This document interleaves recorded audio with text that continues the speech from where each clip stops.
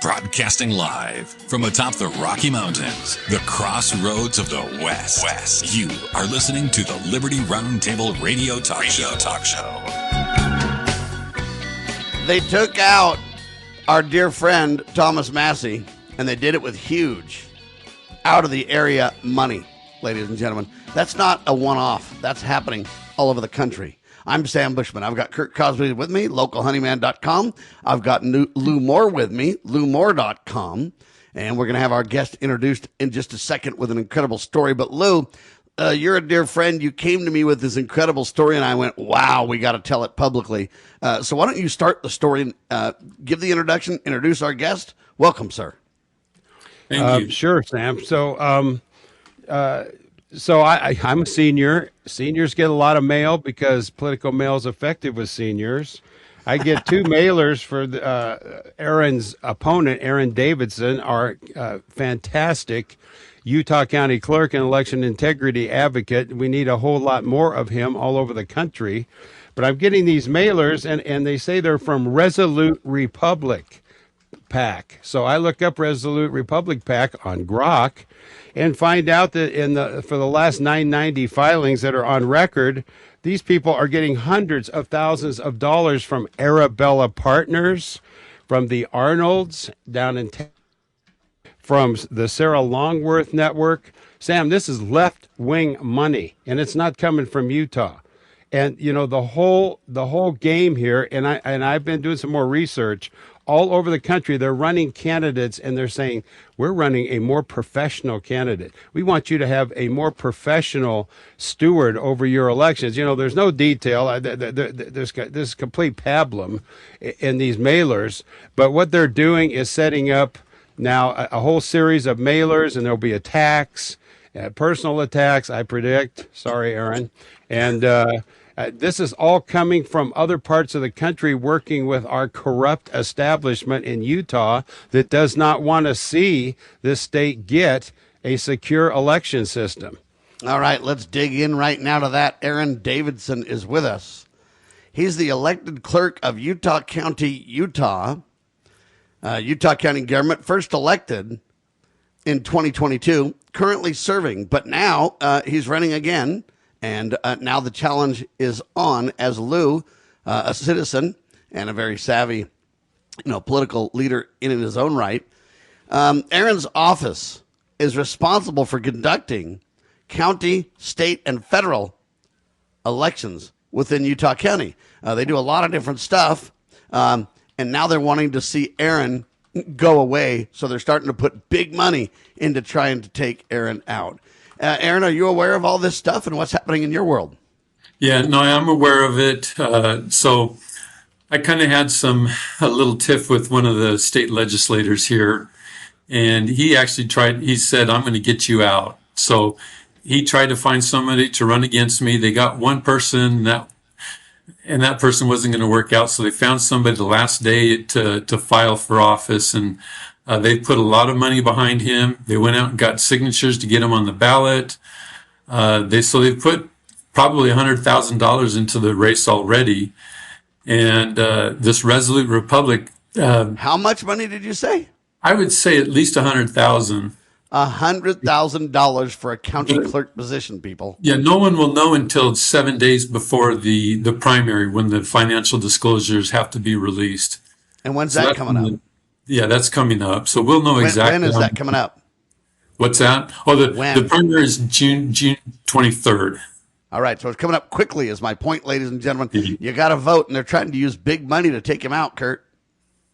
Well, that's the way things work, Sam, in the world of politics in these days. But the grassroots, the ones that are well-informed, seem to be participating a little bit more, like the Paxton Cornyn thing in Texas shows us that. But I've seen a lot of big signs for our guest. And by the way, that Paxton Cornyn thing, they say was like $100 million, not $100,000, $100 million. That's and it right. took 32 plus million to get Massie out, Curt.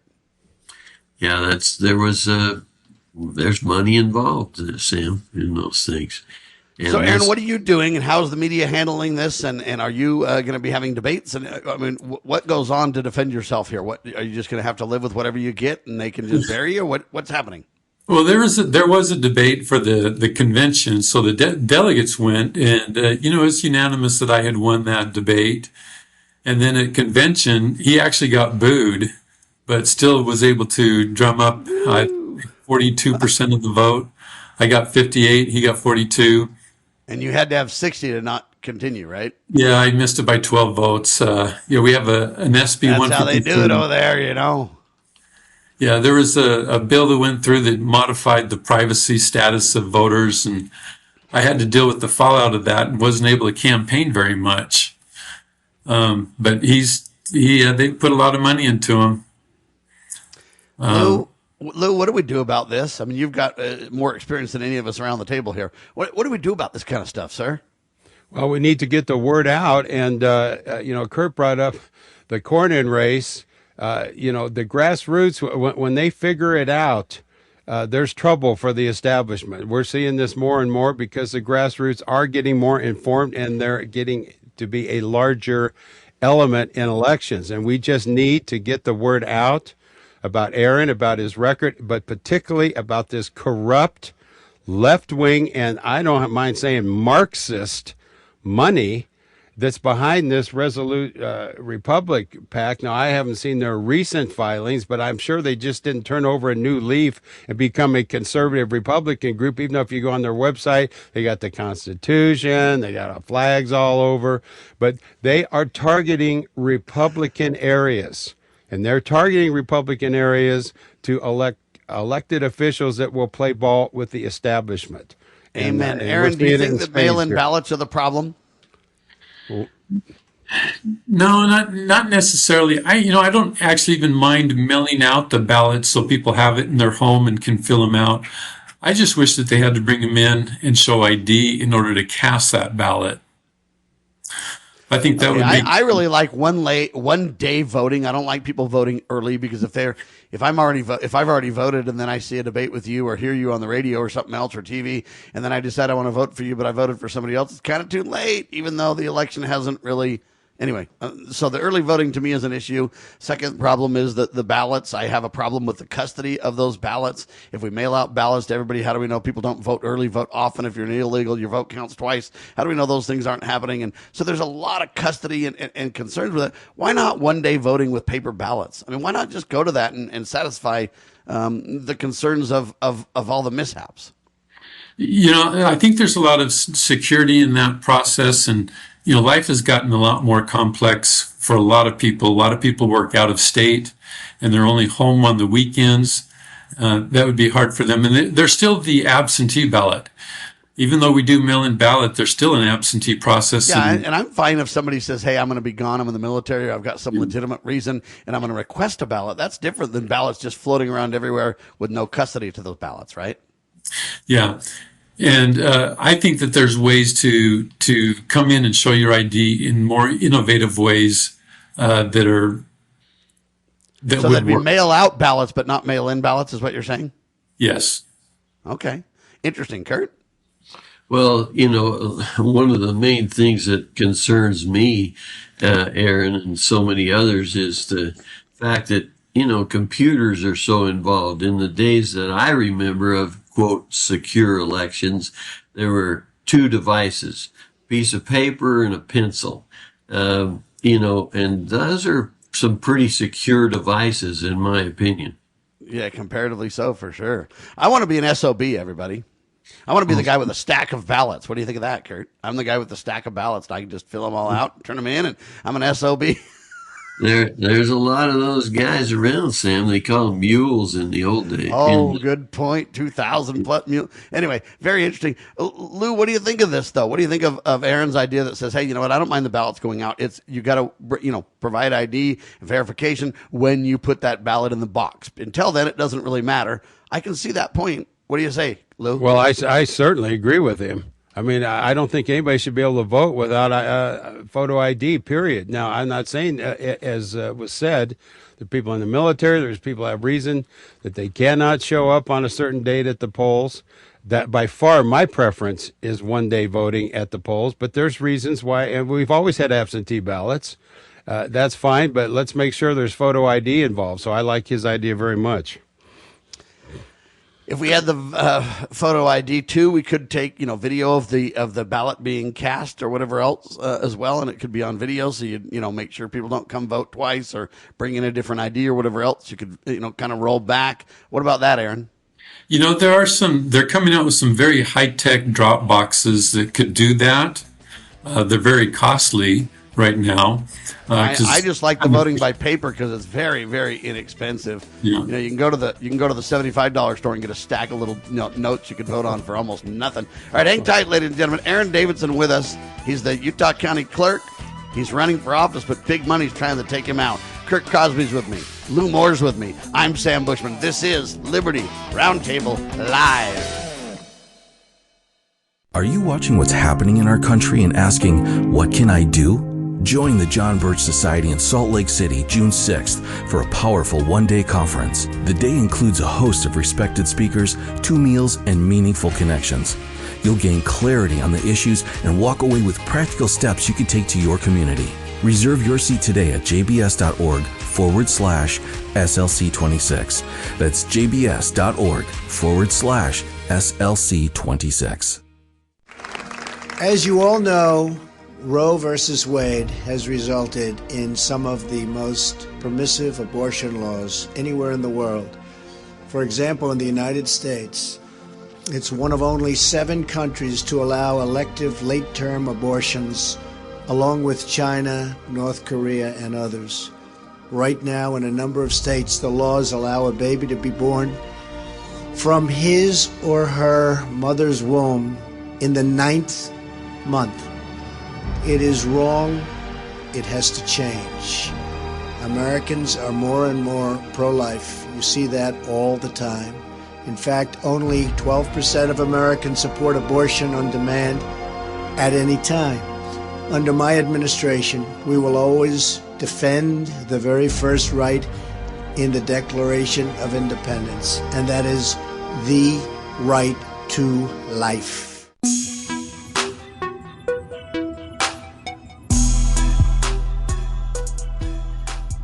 All right, Liberty Roundtable Live, ladies and gentlemen. I'm Sam Bushman. I've got Lew Moore with me.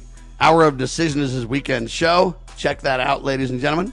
Also got Curt Crosby with me, localhoneyman.com, his website. We've got Aaron Davidson with us as well. He's a county clerk for Utah County, Utah currently. He's been so since 22, and he wants to stay in office. He's running now, but big money's coming in to try to take him out. And I really wish Donald would endorse all the way to the county level, because then, of course, he'd win 100% if that was the case. So we really need to stand up for our people, ladies and gentlemen. Those are the people that believe in honesty and integrity. And anyway, Aaron Davidson is one of them, and he was making the point about these ballots and elections. And I was saying, hey, if we're gonna have some of these ballots turned in with an ID, would put it on video. You were saying there's some ballot box technology now that can do a lot of that, Aaron. Yeah, there's some ballot box technology, but they're, like I say, they're very expensive, and I think they have to be indoors. I could be mistaken on that. I haven't looked at it too much. I've just kind of seen ads come through. So I'm kind of wondering, I've got my AI version. It's called Sam.ai, and so can Sam.ai just go vote for me? Can I just send my bot over there? Yeah, that might be difficult. Shoot. But there's other technology. We have a marriage portal, and where people can get married online, and they have to prove their identity before they can do it. And so there's identity that could be happening in voting where, you appear online, you've got on each ballot, there's an ID number associated with the ballot envelope. They could appear online and show that ballot ID, show that they're a real person, show their ID. And, we could approve it so that when we receive it, we know that person cast that ballot. So there's technology out there, but it's hard to get legislators to listen to it and to look at it and to think about it. But one of the big things that I've been running on in this last election is citizenship verification. So, there's the SAVE Act. If it were passed, we would have to verify citizenship status. But HB 209, this last legislative session, made that available to us in Utah, where we now have the ability to use the SAVE program, which is the Systematic Alien Verification for Entitlements program, which is run by the Customs and Immigration Services, where we can now verify citizenship status of all our voters without having to go to them and say, prove it, you're a citizen. We can just use their program and verify the large majority of the citizens. Because I have found non-citizens registered to vote, and some of them have voted. Wait a minute, that can't be. That's not true. That can't. Aaron, come on now. Well, the last time we found someone voting was in 2020, so that was before my time in office. But we have found them, and it has been happening. And we talked to the county attorney's office, and they said, well, statute of limitations wouldn't allow us to prosecute those, but they're no longer registered, so it's not going to happen again for that individual. They cheated last time, but so isn't it fraud, though, if you vote when you're not? Yes, it is. So is there a statute of limitations on fraud? There is. There is. Wow. I thought so, I talked to the county attorney's office, not the actual attorney, but his lawyers under him. And, they have a budget that they have to keep within. They have to decide what they're going to prosecute. And it's just, some of them are now citizens. They just happen to have voted before they became citizens. See, yeah. So they're on a short spinning leash over there, ladies and gentlemen, just like most government officials are. Yeah. So that's good news. So let's talk about what you think is the biggest problem in America, Aaron, and then what you believe the most important thing for county clerks to focus on right now across the country. The biggest problem in elections or in America, elections, whatever you want. I think the biggest problem is the divisiveness. I mean, no one will talk to anybody, and cognitive dissonance is very strong. Where I'll talk to anybody, anywhere, anytime, my friend. Yeah, you can tell somebody the facts, give them the facts, and it just makes them stronger in their own beliefs. Yeah. They just won't listen. But in elections, I think it's just transparency. And I ran on transparency, and I think there's a thing called cast vote records, which is a record of every ballot, not who voted it, but what was cast on the ballot, and that's now available in Utah because of HB 263 last year. And I really pushed for that, and some of the others. There are a lot of people that did not want that cast vote record published, but it's published. It's publishable now. Thank heavens. Good work. We need more of that. I agree. Division is one of the biggest problems we face in America today. That's why my book's coming out, A Clarion Call for Civility. Callforcivility.com to check out the website. We also interviewed a gentleman a couple of days ago by the name of Wilk Wilkinson, and he's with a group called Braver Angels. And I don't know if you've seen braverangels.org, but it's a tremendous group. You got to learn more about it. They're having an incredible convention coming up in Philadelphia at the end of the month. We're going to be attending. It's going to be incredible. So we'll keep an eye on that ball as well. What do you think about the Tina Peters thing? I mean, she copied the data, thought she was doing what was right, and then they basically said, oh, no, it's not even about the truth on the voting machines, or else it's just about, hey, you didn't do what you were supposed to and you're going to jail.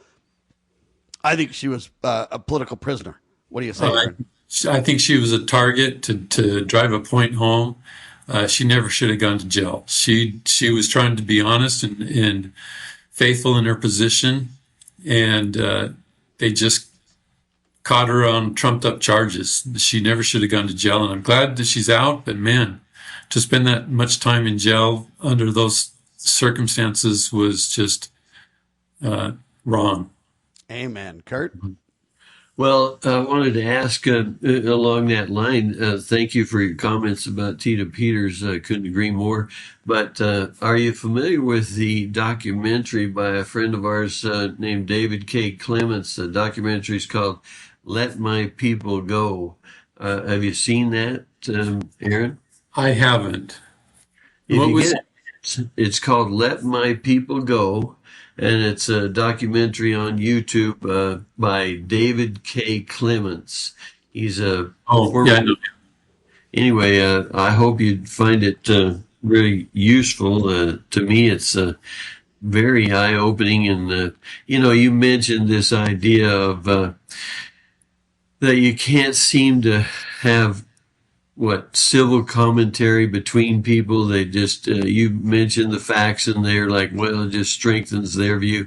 I remember talking with a neighbor of mine one time, and I think I sent him the link to this documentary I was just telling you about. And he said, well, I started watching it, but I could see where it was going to go. So I didn't continue. And I just thought, man, I'm supposed to make sure to watch everything you send me, or, investigate. You need to get educated, Curt. Yeah, that's right. But if I send something to my buddy, then he's like, well, I can't really watch that, I mean, it might change my mind or make me uncomfortable with my position is the problem, Lew. Yeah, well, eternal vigilance is the price of liberty. That's a general statement, but it applies to every facet of our society, including our election system. And we were told a few years ago, no, you can't question any of this. I was in a meeting with Aaron's predecessor, a public meeting, where he was saying the worst thing in the world would be for people to see these cast vote records, and how that would be such a terrible thing. We can't allow that. And they were really trying to shove this kind of stuff down our throats, where we totally need transparency. And that's why I support Aaron, because he supports transparency and things like this HB 263. So but yes, we need to always keep our elected officials on their toes. Amen and to we that. certainly need to watch what goes on in our election system. Amen. So, Aaron, what are they claiming that the problem with you is? In other words, why do they think they want to replace you? What is their reasoning? What do they claim? Oh, they claim that I've just made mistakes while I've been in office. And everybody makes mistakes now and then, and they take the small mistake that's made and they make it in this big mountain, but they don't consider all the good that happened. Like, one of the things is I stopped paying return postage on return ballots if they go through the mail. I did that to influence people to use our drop boxes rather than putting it through the U.S. Postal Service, and I increased our drop box usage from 62% to 87%. So 25% of the electorate moved to using the drop box, and I saved the county $110,000. But they say, oh, you're suppressing the voters. They should be able to use whatever method they want to. Suppressing the voters. Isn't that interesting? Yeah. I would say mailing out a gazillion ballots suppresses the voters, because what you do is when you cheapen the ballot like that, and I get like 10 ballots to my house and there's only 2 of us that can vote living here, then I kind of go, oh man, these things aren't even, this doesn't even matter, does it? It cheapens the vote view, in my humble opinion, Aaron. What do you say to that? Yeah, and last year there was a new bill that was run, HB 300, that we added the 4 digits of either your social security or driver license number. And if there was 4 digits and they matched and there was a signature, not your signature, a signature, we had to count that ballot. Even if it said Bugs Bunny?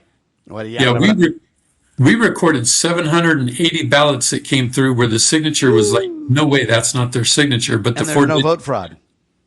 Yeah. And so it was basically legalized fraud. And so I kind of showed that to the legislators, and they go, oops. And so they had passed a new bill, HB 190 or SB 194, this last legislative session. And now it's gone back to the signature verification, and the 4 digits have to match. All right. This time you get the final word. Lew Moore, ladies and gentlemen. You got a quick final wrap up for us? No, but that's fantastic what Aaron just brought to us. This is the kind of leadership we need and the kind of common sense we need. I mean, if you're going to have mail-in ballots that you have to sign, let's make sure the person who is supposed to have the ballot is the one who signed it. Amen to that. Aaron Davidson, thank you so much, sir. Our prayers are that you get elected and big money doesn't take you out, brother. Okay, yeah, like it says on the screen, DavidsonClerk.com.